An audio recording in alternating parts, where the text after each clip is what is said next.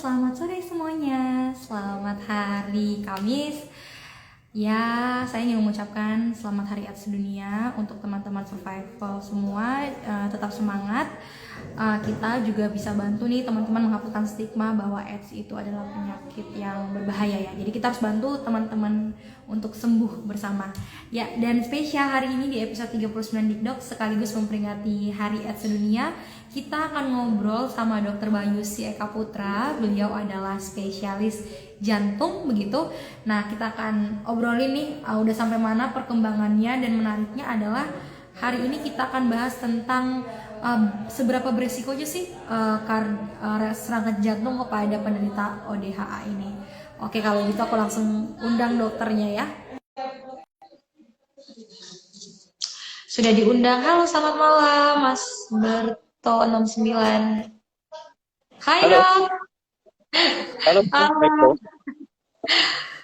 Sorry. Ya nggak apa-apa dok. Tadinya kita mau mode latihan, cuman ya udahlah kita langsung aja ya dok. Iya, nggak apa-apa. Nggak apa-apa, kita cek sound dulu aja dok, cek suara sama dokter. Oke, jelas ya? Aku tulisin dulu nih di komentarnya judulnya apa. Suara saya jelas nggak? Tadi nggak Jelas dok. putus-putus kelihatan. Oke, Jelas. sip. Bentar ya dok, lagi ditulis bentar Ya, komennya. nggak apa-apa. Oke.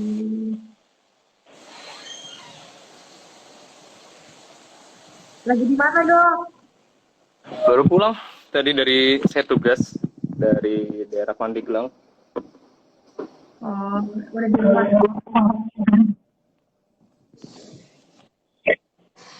Oke, hai, udah banyak yang gabung nih dok. Hai Fauzan, hai Putri.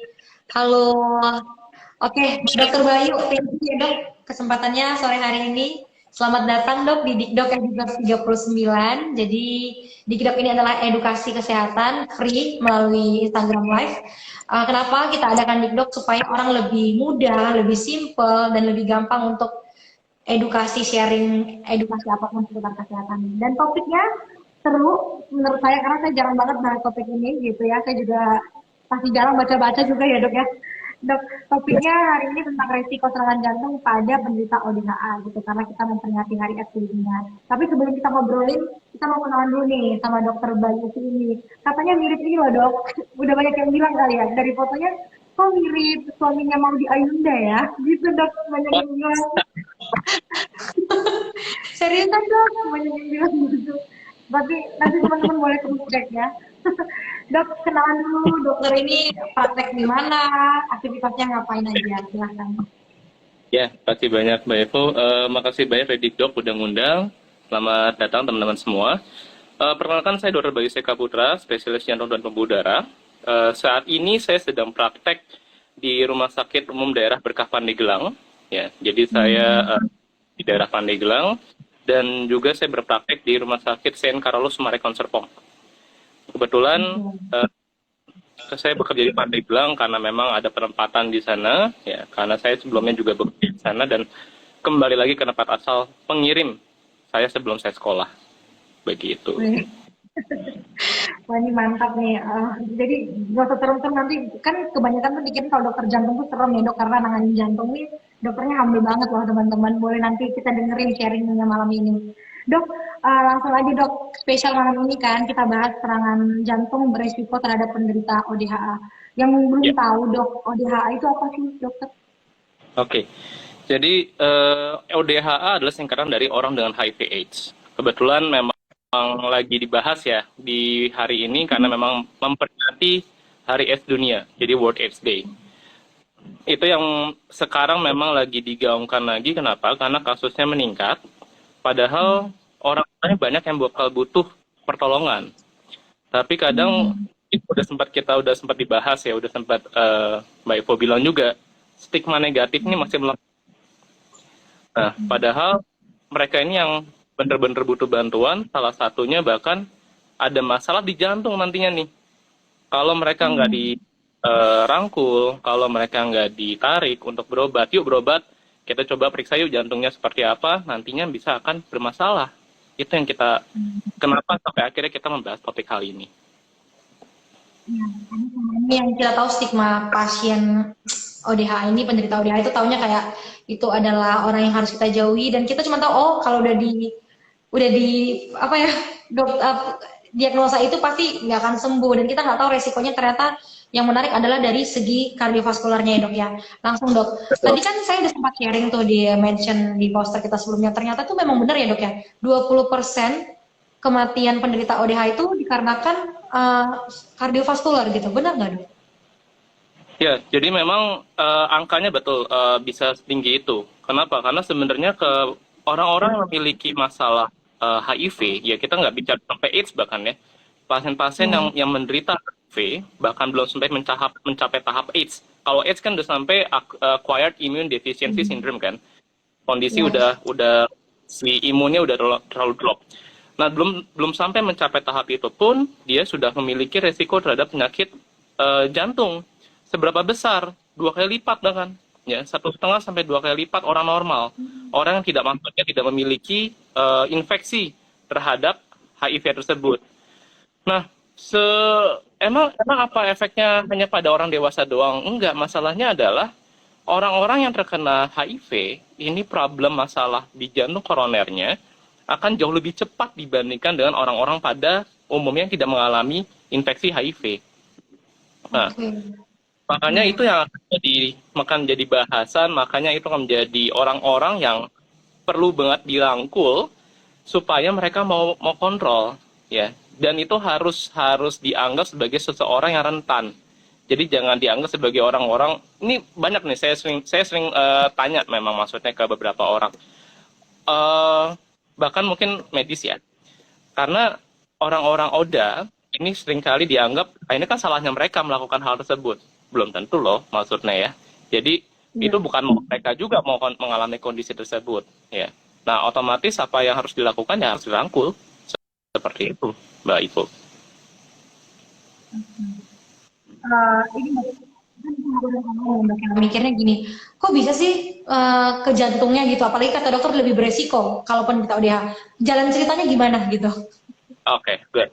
Jadi itu pertanyaan penting. Kenapa sih orang HIV bisa kena masalah jantung? Dan ini kita bicara masalah koroner jantung ya. Prinsipnya adalah orang yang mengalami HIV, ya, mengalami infeksi HIV, dia akan lebih gampang untuk mengalami inflamasi, kondisi inflamasi. Jadi kalau kita bilang inflamasi itu kayak kondisi bengkak, ya. Nah, Ya. inflamasi ini terjadi di seluruh tubuh pada pasien-pasien dengan HIV. Nah, yang khas dari HIV ini, dia mengakibatkan kondisi inflamasi yang terus-menerus selama beberapa tahun ke depan. Dan inflamasi ini efeknya apa? Efeknya akan merusak pembuluh darah di seluruh tubuh. Ya. Nah, salah satu yang sangat berperan atau salah satu yang memiliki resiko yang cukup tinggi adalah pembuluh darah di jantung, pembuluh darah koroner. Otomatis kalau misalkan ada kerusakan di pembuluh darah jantung koroner, itu akan mengakibatkan kondisi sumbatan. Ya, akan lebih gampang terbentuk sumbatan di pembuluh darah jantung koroner tersebut. Makanya biasanya orang-orang yang mengalami HIV itu akan cenderung lebih gampang untuk mengalami sumbatan tersebut dan bahkan lebih gampang lepas sehingga mengalami serangan jantung. Seperti itu Mbak Oh, Ivo. Kondisi wow. penyakitnya itu bahkan perjalanan penyakitnya ini kayak dipercepat ya. Jadi kayak accelerated hingga pasien itu mengalami kondisi serangan jantung. Kayak gitu. Saya penasaran dok. Ini kan dokter pasti udah apa ya, udah sering lah menangani pasien. Banyak nggak dok yang ternyata ditemukan memang sama dokter sendiri dengan kasus tadi serangan jantung pada penderita ODH? Faktanya banyak nggak? Sebenarnya gini, kalau pasien-pasien dengan ODHA cenderung kalau yang apakah datang ke rumah sakit nggak? Kebanyakan kita nggak mendapatkan label pasien-pasien ODHA tersebut yang datang ke penyakit jantung. Ya, either dia tidak berobat satu, atau memang dia tidak pasien-pasien tersebut tidak memiliki akses atau tidak memiliki awareness terhadap penyakit tersebut. Dari mana saya punya data seperti sebanyak tadi yang saya bilang 2 kali lipat dan lain segala? Itu data dari luar, ya. Artinya apa? Sama nggak sama orang Indonesia? Sama pasti, ya. Cuman awareness antara pasien-pasien yang dengan HIV tersebut untuk berobat ke masalah jantung itu masih kurang, ya. Jadi kadang-kadang kalau pasien katakanlah pasien-pasien dengan HIV meninggal, ya dianggap biasa. Oh memang seperti itu apa namanya progres penyakitnya. Padahal mungkin jangan-jangan sebenarnya masalah yang mengakibatkan si pasien itu meninggal ya karena memang masalah jantungnya yang tidak terdeteksi. Seperti itu.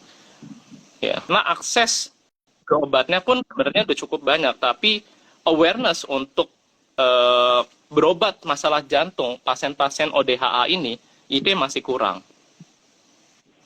Itu Seperti poinnya ya itu, dok Mbak. ya. Oh,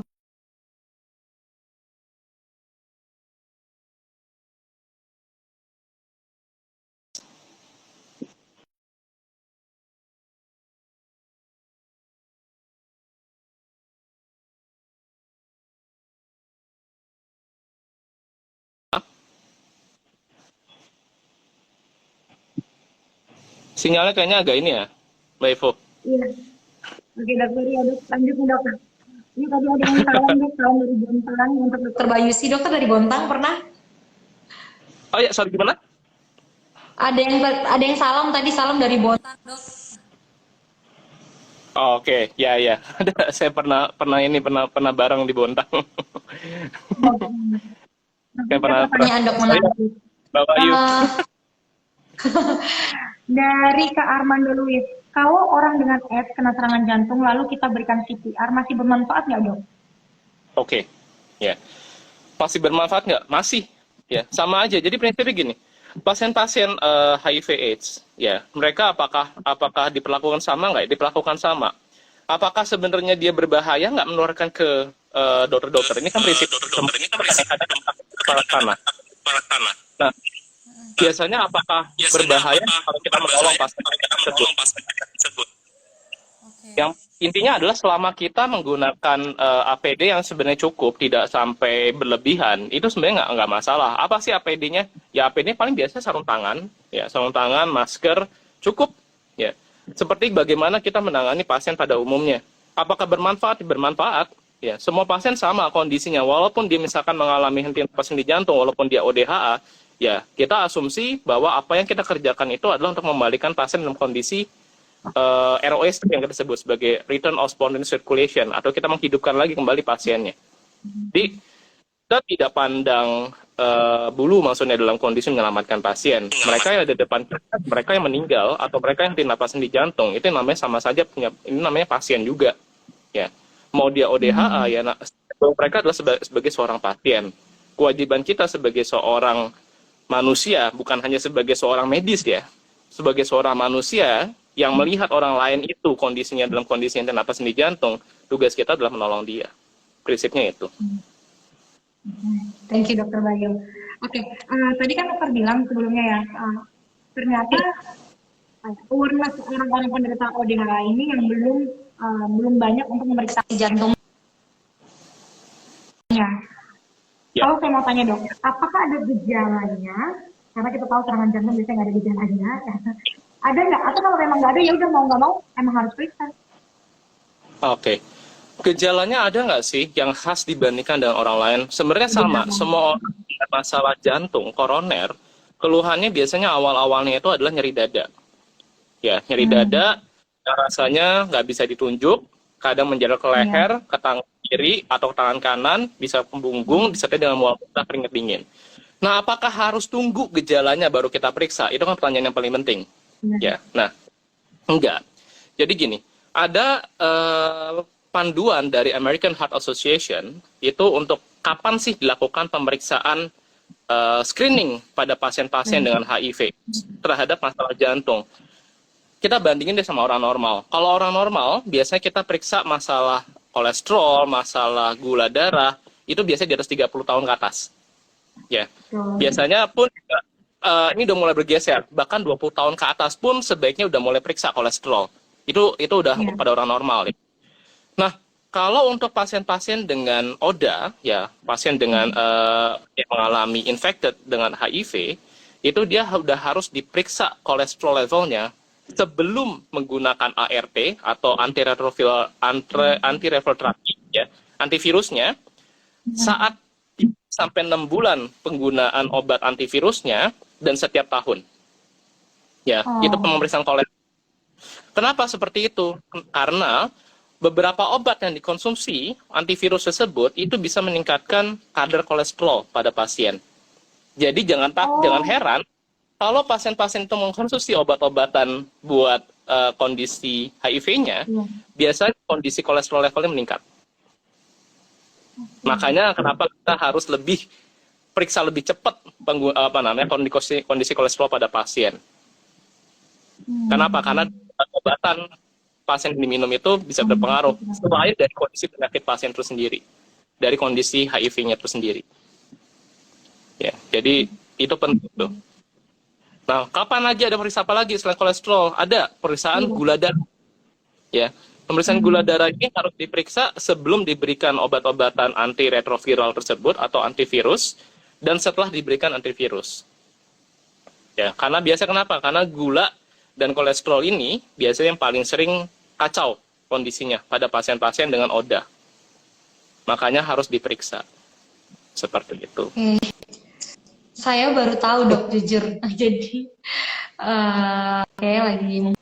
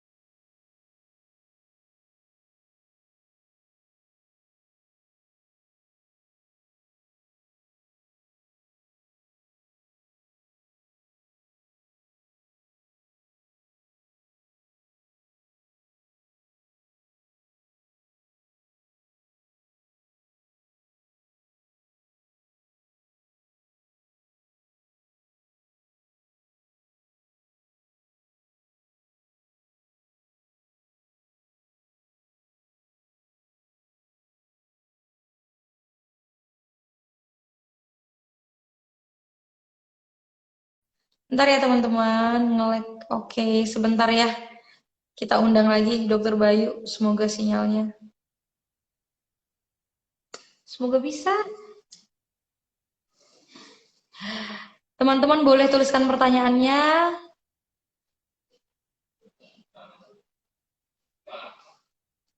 Dokter Bayu udah saya undang lagi, Dok.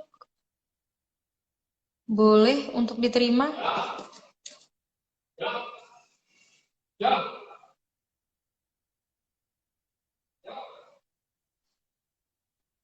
Oke.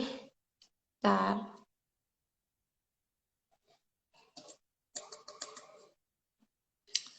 Teman-teman sabar ya, kita lagi menghubungkan sama Dokter Bayu nih. Oke, sekali lagi saya coba. Saya undang lagi ya Dokter Bayu. Oke.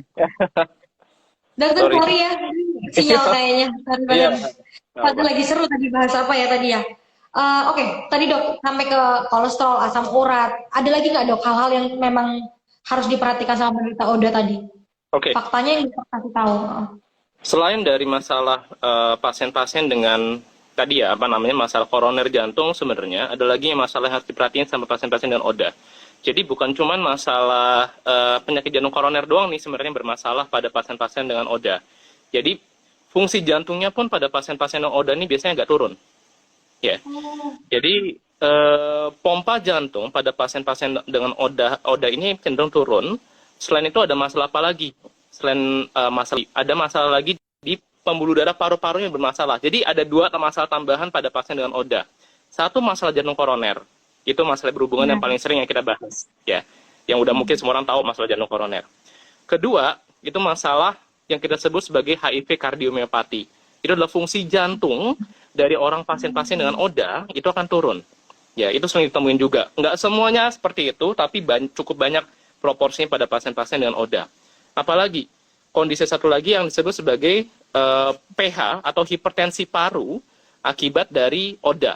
Ya, pasien-pasien dengan ODA. Jadi gara-gara HIV itu bisa bikin pembuluh darah di parunya itu mengeras, sehingga nanti akan jadi beban buat jantung. Jadi banyak nih spektrum yang terjadi pada pasien-pasien dengan yang tadi yang kita sebut sebagai ODA, ya pasien-pasien dengan HIV/AIDS, itu akan berpotensi untuk mengalami berbagai macam gangguan di bidang kardiovaskular, baik itu di pembuluh darahnya, baik itu di pompa jantungnya, atau baik itu di pembuluh darah paru-parunya.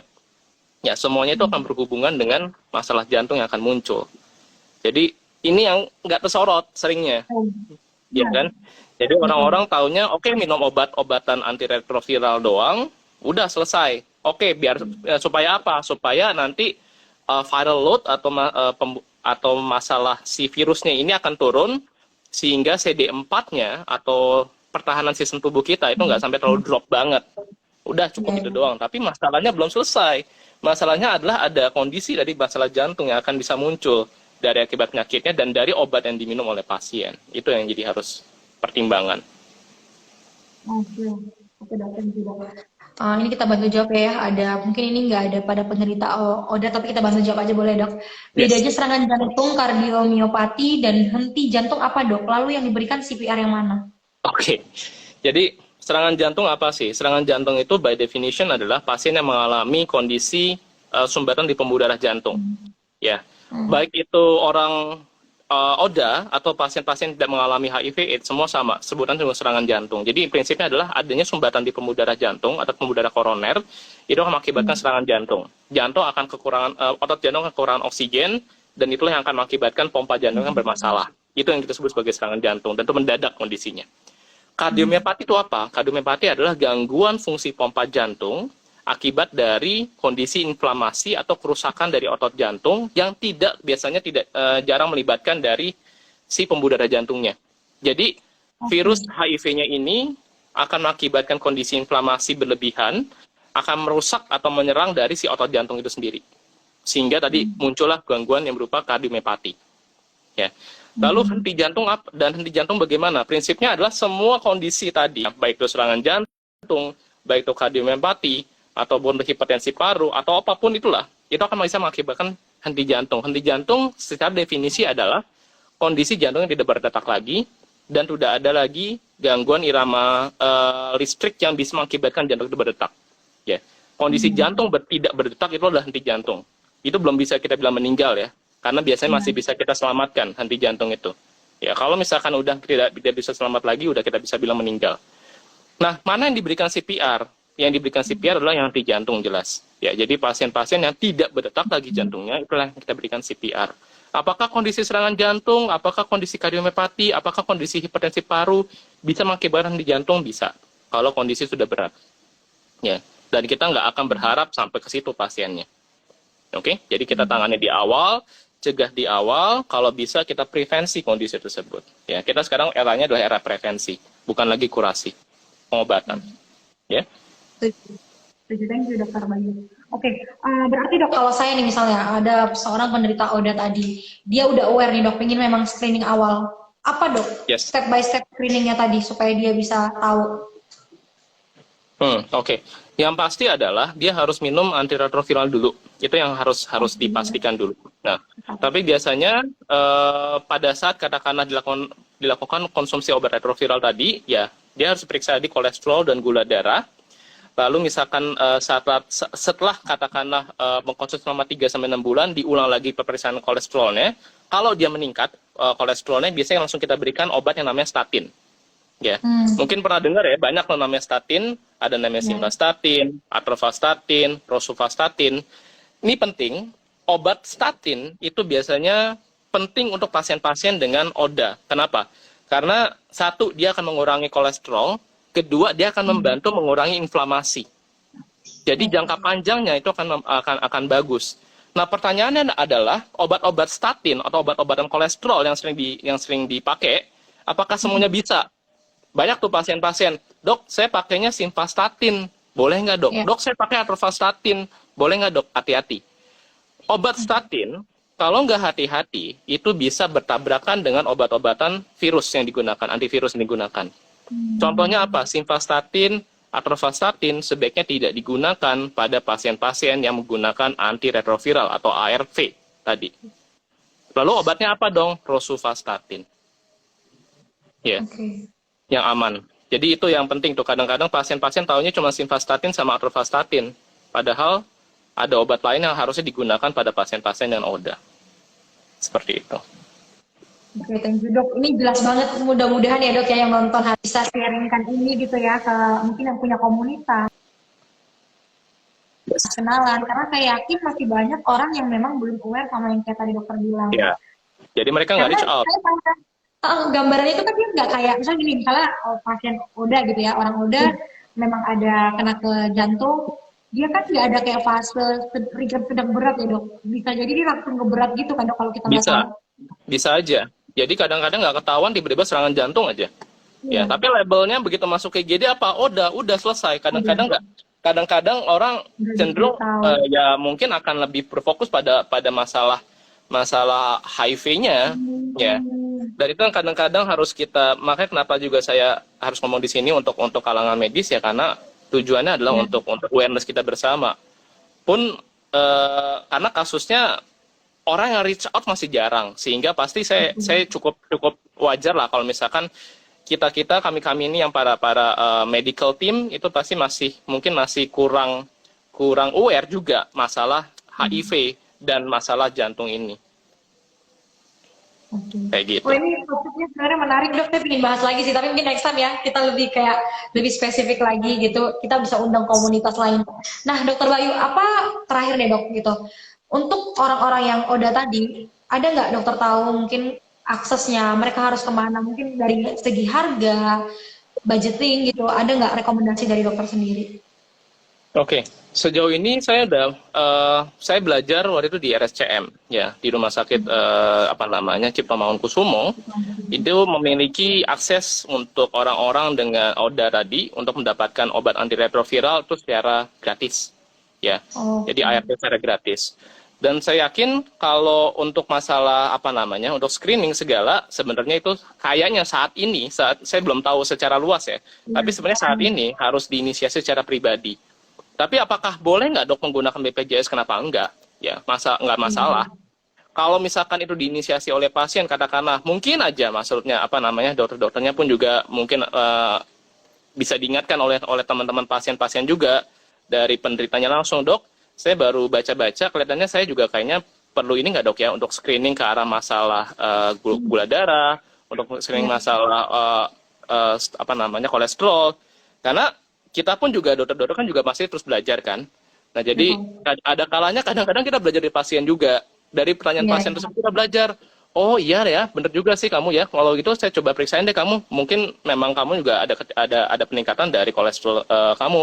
Ya kan begitu ketahuan ya udah di-treat dengan baik. Jadi seperti itu. Jadi jangan takut. Kadang-kadang buat teman-teman, buat pasien untuk berdiskusi dengan dokternya. Kalian itu pasien itu bukan yang cuma nurut doang ya. Saya nggak gitu suka sama pasien-pasien cuma nurut doang nih. Ya, pasien tuh harus kritis. Pasien harus tanya. Kalau misalnya nggak ngerti tanya, ya. Karena pengobatan itu datangnya bukan cuma dari dokter doang, tapi dari kombinasi antara dokter dan pasien. Pasien harus paham, pasien harus bisa berpartisipasi dalam pengobatan mereka sendiri. Makin banyak baca, makin banyak bisa memberikan masukan buat dokternya akan bisa kasih gambaran lebih bagus buat teman-teman semua. Ya. Jadi itu pesan saya buat teman-teman semua. Setuju dok, karena budaya di kita ya dok, kalau udah ke rumah sakit atau ketemu dokter dia pasti nurut, apa dikasih A ikut, dikasih B ikut, nggak berani Manut untuk aja. nanya gitu. Manut aja semuanya. Jadi padahal ya pengobatan itu dua arah, bukan satu arah. Ya. Oke. Dok terakhir boleh ya, ini pertanyaan dari saya sih tadi tiba-tiba terlintas. Kalau boleh di spill gitu dok, ada nggak memang penderita ODA yang sudah aware dan dia mungkin ketemu dokter dan memang dia akhirnya dari aware itu dia tahu oh ternyata punya resiko nih keserangan jantung, tapi dia udah mengalami pengobatan lagi terapi, ada nggak dok? Yang pertama ini. Sejauh ini belum ada. Sayangnya belum ada. Gitu. Jadi not a single soul yang pernah datang ke saya untuk masalah ini dan maksudnya aware masalah ini belum. Makanya kenapa? Karena makanya begitu Mbak Ivo mukain topik ini, wah ini bener, ini harus. Karena nggak banyak orang yang tahu. Ya. Wow, ini saat ini belum ada. semuanya pada penderita ODA mau terbuka untuk masalah kondisinya mereka, dan ke dokter siapapun ya cobalah berdiskusi untuk masalah ini. Itu aja pesan saya sih. Oke, thank you. Sudah ditutup juga sama Dokter Bayu tadi. Ya, kita udah tahu faktanya belum ada sama sekali yang ke Dokter Bayu ya ini ya. Maksudnya ke Dokter Ya, Bayu aja kalau nggak saya ada belum, yang datang kayak, saya Dok pribadi saya belum. udah, tolong dong, saya mau screening. Belum ada sama sekali. Ya, Oke, belum. teman-teman, semoga ya Dok hari ini sharingnya membantu semuanya, membantu kita, membantu teman-teman penderita ODA juga. Oke. Semoga juga hari ini kita nggak menyepelekan lagi, tidak menjauhi, tapi kita membantu mengedukasi ya paling tidak ya Dok dari kita sendiri ke tempat-tempat di sekitar kita. Dokter Betul. Bayu, thank you. Dan teman-teman Sama-sama. nih kan, untuk yang mau ketemu Dokter Bayu bisa konsul ke prakteknya di mana aja tadi Dok? Saya di RSUD Berkah Pandeglang sama Rumah Sakit Saint Carol Sumarekon Serpong. Oke, dan juga Dokter Bayu bisa konsultasi online ya. Ya, ada online juga dari Westdoc. Bisa di spsdoc.com/Bayu C. Nanti tinggal ketemu langsung. Dokter Bayu, terima kasih ya Dok ya. Selamat menikmati hari Kamisnya. Teman-teman, terima kasih partisipasinya. Ini salam dari Bontang lagi nih. Makasih ilmunya. Salam. Oke, Dokter. Selamat malam semuanya. Yeah, Dadah. malam. Terima kasih.